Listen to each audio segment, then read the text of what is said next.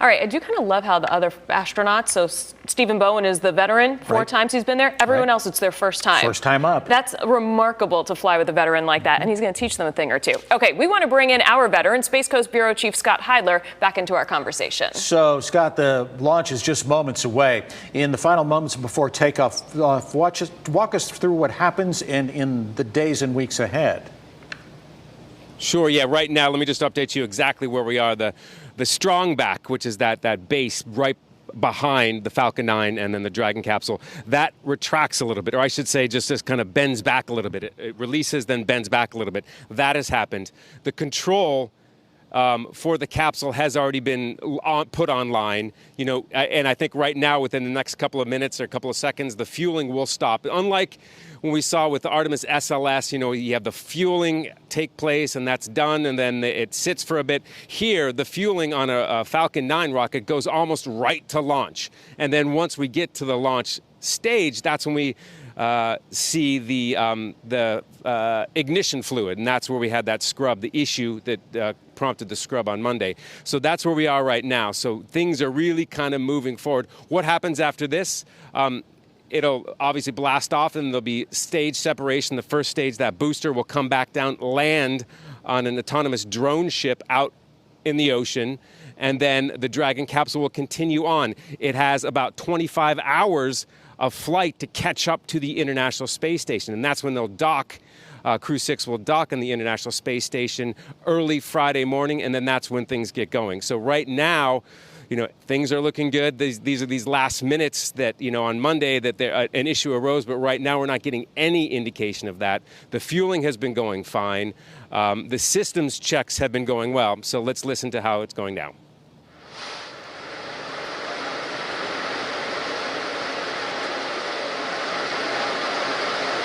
Dragon, SpaceX, go for launch. SpaceX Dragon, copy. Go for launch. T-minus 30 seconds. T-minus 30 seconds and counting. All teams pulled go.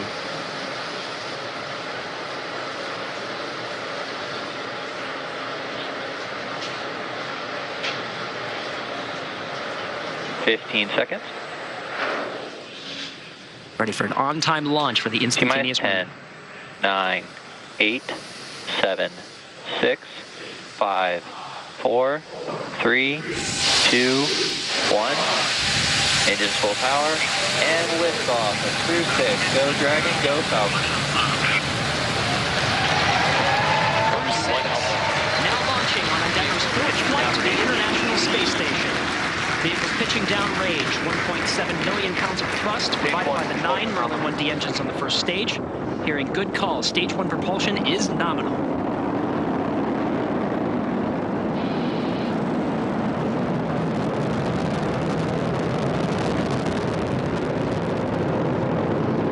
We're now at T plus 34 seconds into the 6th rotational crew mission on board Dragon and Falcon 9. Power and telemetry nominal. Stage 1 throttle down. So there we heard the call out indicating that the first stage engines will begin to throttle down in preparation for max Q, which is the moment of maximum aerodynamic pressure that the vehicle will experience during flight. Vehicle is supersonic. That call out there indicating the vehicle's traveling faster than the speed of sound. Max Q. Stage 1 throttle up. All right, now that we're past max Q. 1 Bravo. Copy, 1 Bravo. That 1 Bravo indicator are different abort modes that are called that allow the ground teams and the crew to track about the position of the Falcon 9 and the Dragon as they make their way up the eastern seaboard. In the event of an abort, these different abort modes would indicate about the position where Dragon would land, started. as well as indicate what series of maneuvers Dragon would indicate. But so far, we're hearing good calls on the performance of the Falcon 9 on its ride uphill. 1 minute, 53 seconds into flight.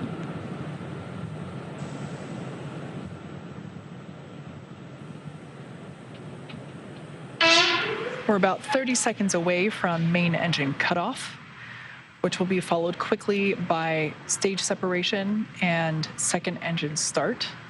which is the ignition of that MVAC engine on the second stage.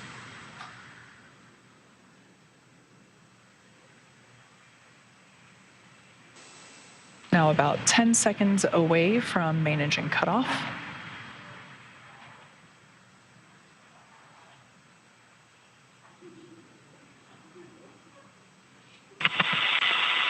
Two Alpha. Copy, 2 Stage Alpha. separation confirmed. There you can see on your screen confirmation of stage separation as well as ignition of that second stage engine.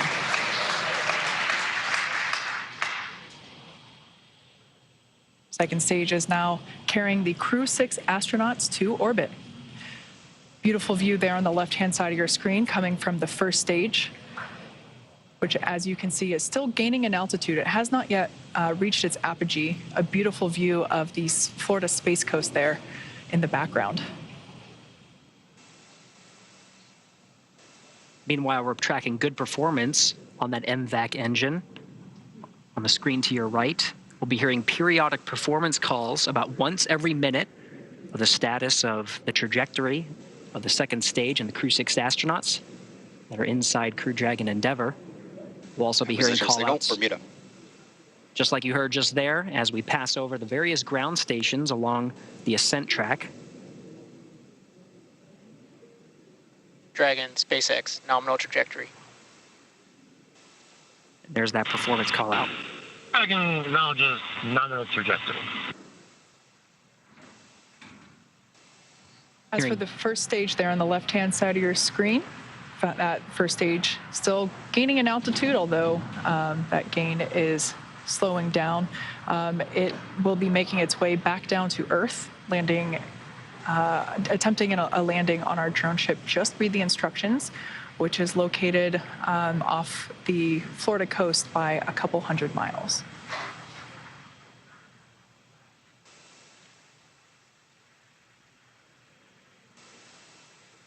The MVAC engine on stage 2 burns for 6 minutes after second stage ignition. We'll continue to see this engine burn until about 8.5 minutes into today's flight. Dragon, SpaceX, nominal trajectory. SpaceX Dragon nominal trajectory. Again, these performance calls happen once a minute. Flight teams continuing to track the Falcon 9 and its ascent. Everything's looking good so far. You'll also continue to hear those check-ins of the ground stations as we pass them. At this point in time, we're roughly 2 minutes away from the next major event, which will be the entry burn for the first stage.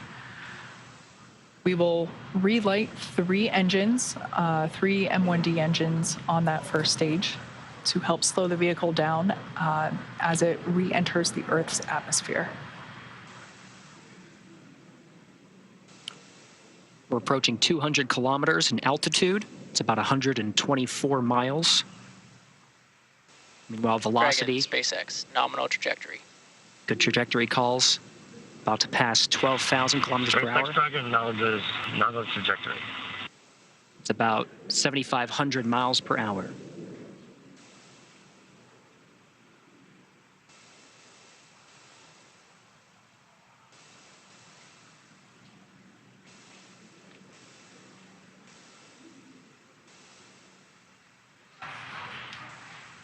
Everything looking nominal for both first and second stages. Now coming up to T plus 6.5 minutes into flight.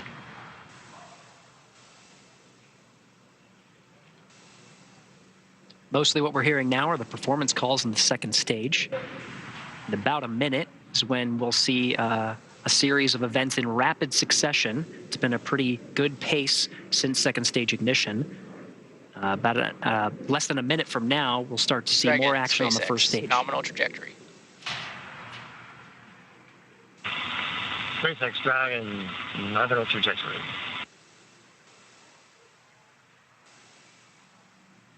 As Gary mentioned, those callouts occurring about once every minute.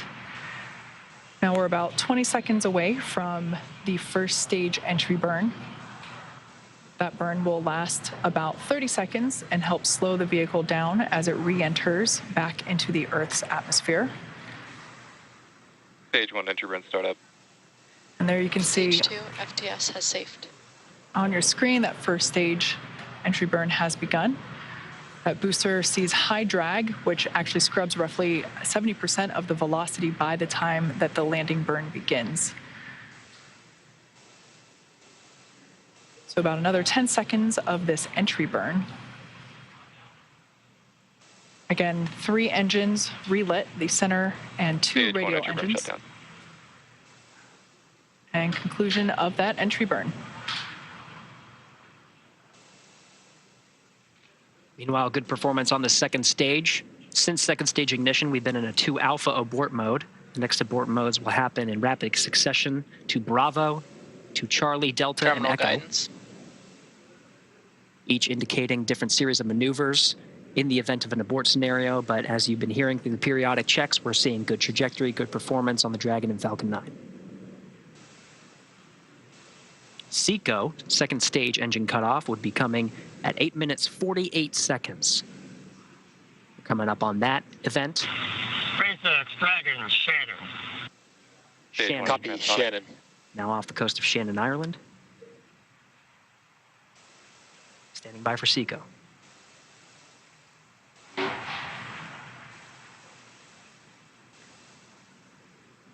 MVAC shutdown.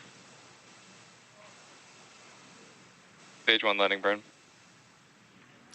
And there we heard the call out indicating that landing burn. Dragon, SpaceX, we have a nominal orbit insertion. Great news there for SpaceX Dragon copies nominal orbital insertion.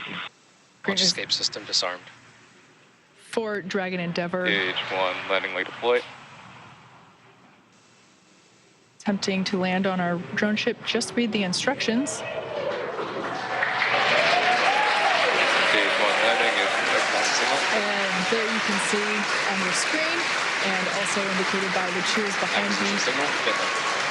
successful landing of this booster. Its first trip to space, and therefore its first landing. An eruption of applause here at SpaceX Mission Control. And of course, after second stage engine cutoff, you heard that call that the crew is in orbit. They're now in a coast phase, where the second stage remains idle for about 3 minutes before Dragon separates from the second stage. Meanwhile, you can see that first stage in the legs right on target. We're now getting views from the second stage. You can see this is one of the cameras that's pointing up into the trunk of Dragon. Of course, we're continuing to get views of the expansion nozzle at the end of the MVAC engine. But the crew is in orbit. Falcon 9 has almost done its job. It completed its job with propelling the astronauts through the 6 minutes of the second stage, and of course, the more than 2.5 minutes of the first stage. Continuing in this coast period.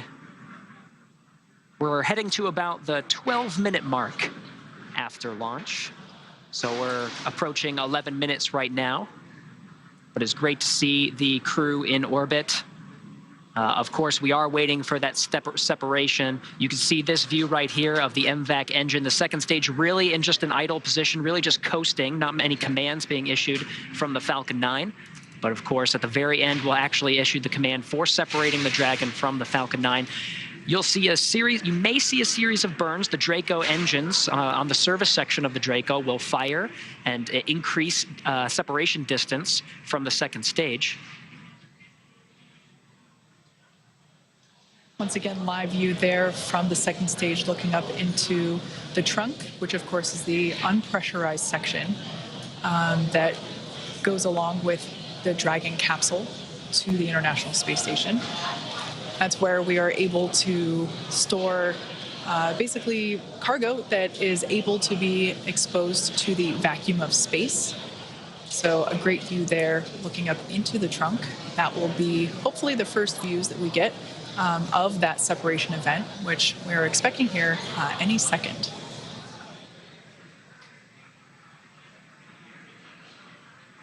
There you can see on your screen confirmation. Dragon separation confirmed. of that separation confirmed. Dragon Endeavour is now floating free in space. That's right, the Falcon 9. Dragon, CE here. Welcome to orbit. Congratulations. Your flight is exactly 4 years after the flight of the Demo 1 mission. Like Andre said, all the best things take 2 tries. Happy that we could get you off tonight. If you enjoyed your ride, please don't forget to give us 5 stars. Over to LD for some words. Also, a friendly reminder to put your sushi orders in for CRS-27. Have a safe ride to the space station, and we look forward to seeing you when you get home. Thank you for flying SpaceX. Expected loss of signal, Bermuda. And SpaceX Dragon copies all. That was fantastic. Thank you.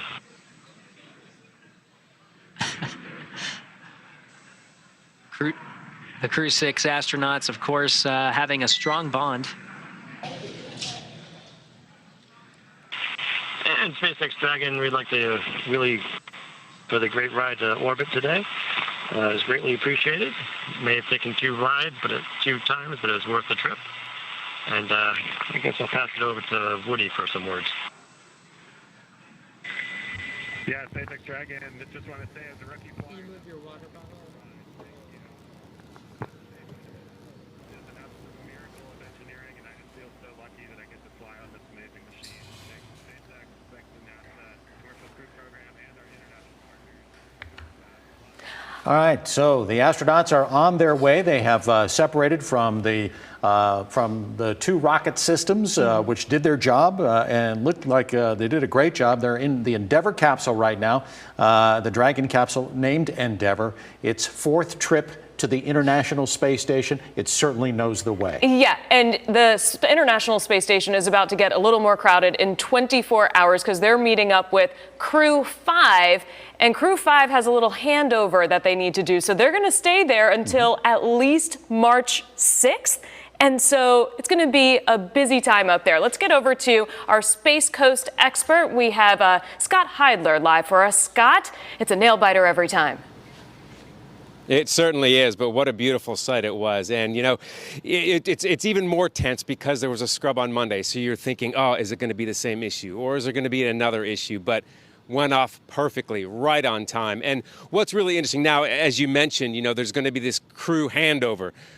Crew 5 is going to hand over to Crew 6, and, you know, it's going to be crowded up there. But one of the things that's so great about that is that there's a lot of ceremony, and it's going to be, you know, probably a little bit more back and forth than there probably would have been earlier because, you know, it's a busy time at the International Space Station, as we talked about before the launch with all those experiments, and you need to have a handover with the experiments, but also with the operation of the International Space Station. That's something that's a very delicate and specific process to make sure that it is seamless, that it runs perfectly.